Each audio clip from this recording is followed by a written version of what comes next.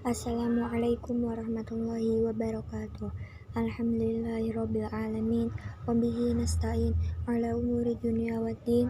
Assalatu wassalamu ala asyrofil anbiya wal mursalin sayyidina wa maulana Muhammadin wa ala alihi wa ashabihi ajmain, amma ba'd.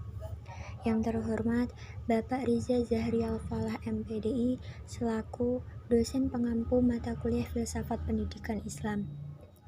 Di sini saya akan mempresentasikan tugas UTS yang membuat mind map atau peta konsep yang disusun guna memenuhi tugas UTS mata kuliah Filsafat Pendidikan Islam. Perkenalkan, saya Melinda Stefanka, NIM 1910110017. Langsung saja ke dalam materinya. Baik, di sini ada metafisika dan ontologi. Langsung ke dalam pengertian. Pengertian metafisika. Secara bahasa, kata metafisika berasal dari bahasa Inggris metafisik dan dari kata meta, yaitu setelah.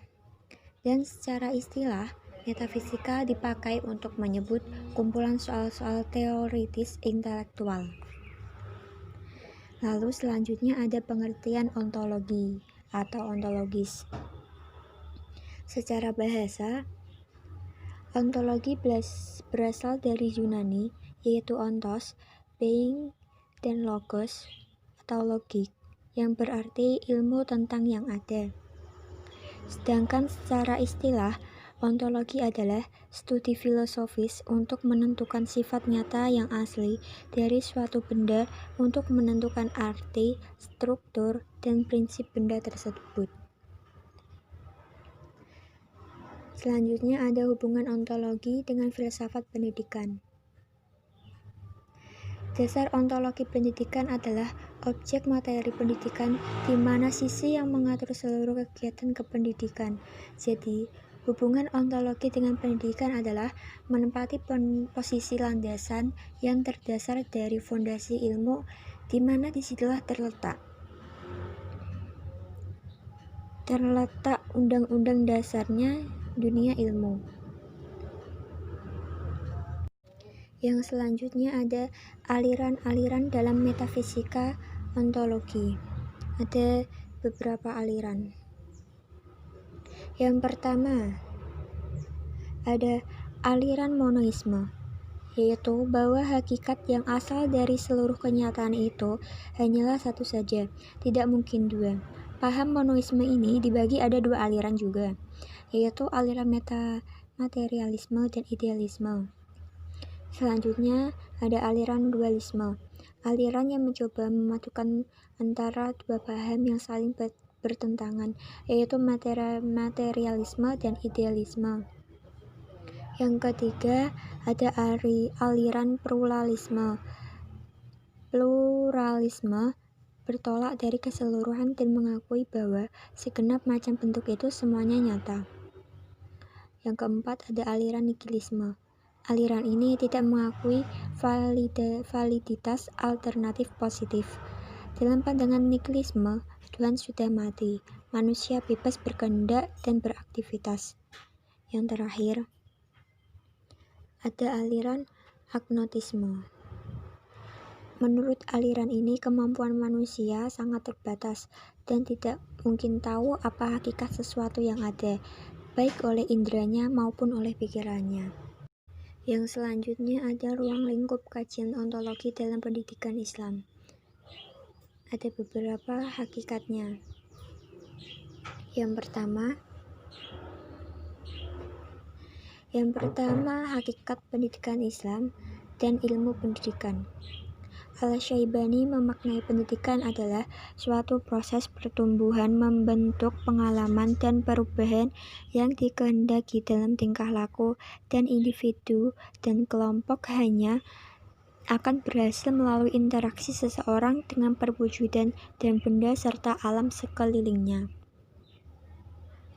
Selanjutnya, ada hakikat tujuan pendidikan Islam. Muhammad Qutb berpendapat bahwa Islam melakukan pendidikan dengan pendekatan yang menyeluruh terhadap wujud manusia.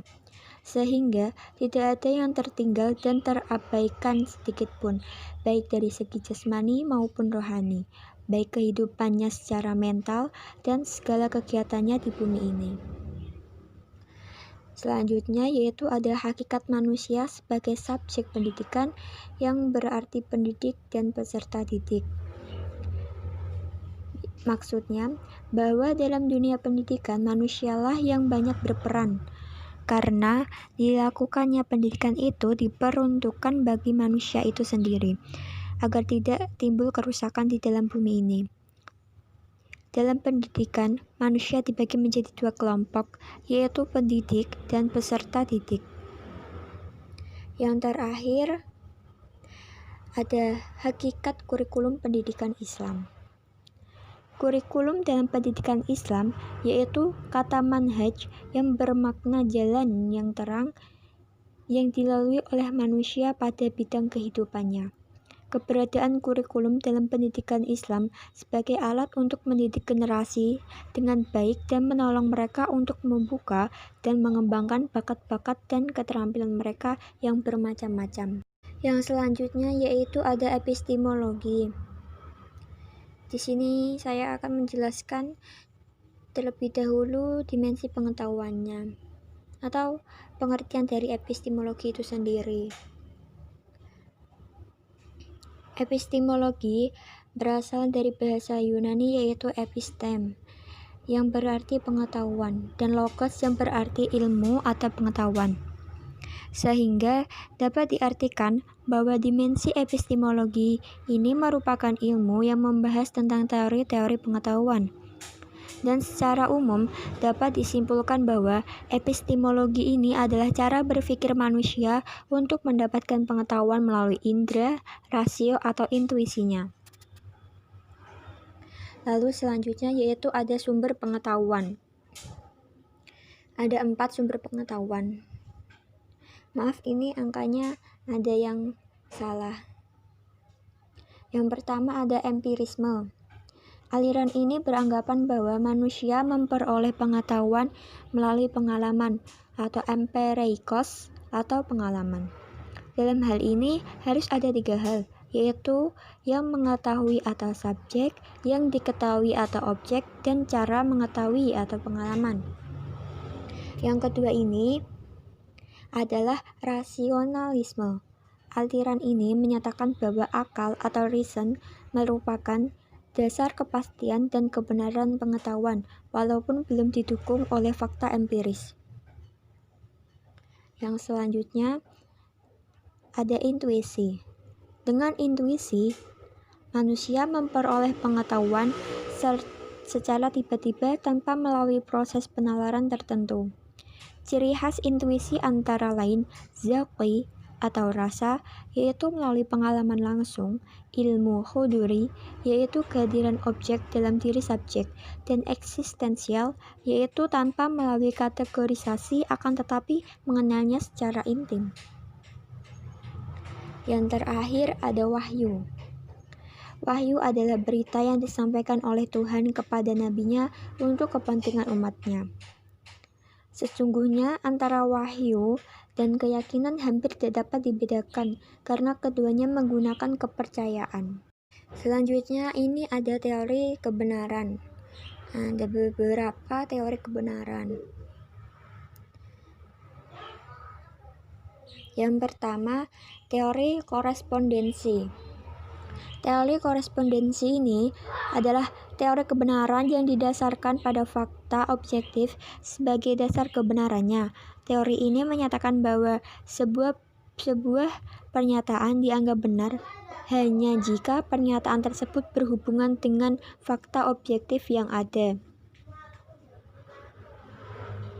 Yang kedua ada teori koherensi, yaitu pembuktian secara berulang-ulang pada teori korespondensi pada akhirnya akan melahirkan sebuah aksioma atau postulat yang pada umumnya berwujud sebagai kebenaran umum atau general truth. Yang selanjutnya ada teori pragmatis. Teori pragmatis meletakkan dasar kebenarannya pada manfaat praktis dalam memecahkan persoalan kehidupan. Yang keempat, ada teori performatif. Teori kebenaran performatif muncul dari konsepsi J.L. Austin yang membedakan antara ujaran konstatif dan ujaran performatif. Yang terakhir ada teori konsensus.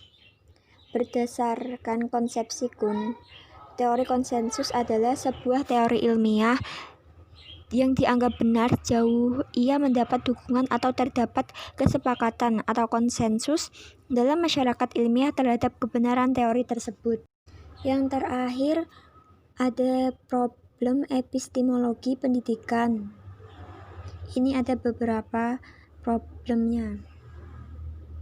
Yang pertama, kurikulum yang tidak jelas orientasinya. Lalu, implementasi pendidikan Islam yang masih memelihara warisan lama, sehingga ilmu yang dipelajari adalah ilmu klasik dan ilmu modern tidak tersentuh sama sekali. Yang selanjutnya ada umat Islam yang cenderung terbuai dengan romantisme masa lalu, sehingga sulit dan enggan melakukan reformasi dan pembaruan. Lalu ada model pembelajaran pendidikan Islam yang masih menekankan dan mempertahankan pada pendekatan intelektual verbalistik dan menegasi interaksi edukatif dan komunikasi humanistik antara guru dan murid. Selanjutnya ada sempitnya pemahaman terhadap esensi ajaran Islam.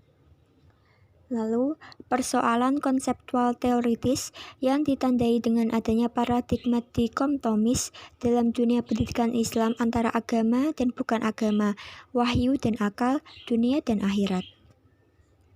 Selanjutnya, kurangnya respon pendidikan Islam terhadap realitas sosial sehingga peserta didik jauh dari lingkungan sosio-kultural mereka. Selanjutnya ada realitas pola pendidikan Islam yang selama ini dipakai cenderung mematikan kreativitas dan memenjarakan peserta didik. Lalu ada interaksi guru dan murid seperti subjek dan objek. Yang terakhir, materi dan bahan ajar sudah tidak layak lagi diajarkan karena tidak sesuai dengan literatur perkembangan zaman. Nah, itu ada beberapa problem epistemologi dalam pendidikan. Mungkin itu yang dapat saya sampaikan dalam pembuatan mind map atau peta konsep kali ini. Saya minta maaf jika dalam pembuatannya masih kurang rapi karena masih dalam proses belajar. Semoga bisa bermanfaat untuk kita semuanya. Amin ya robbal alamin. Wassalamualaikum warahmatullahi wabarakatuh.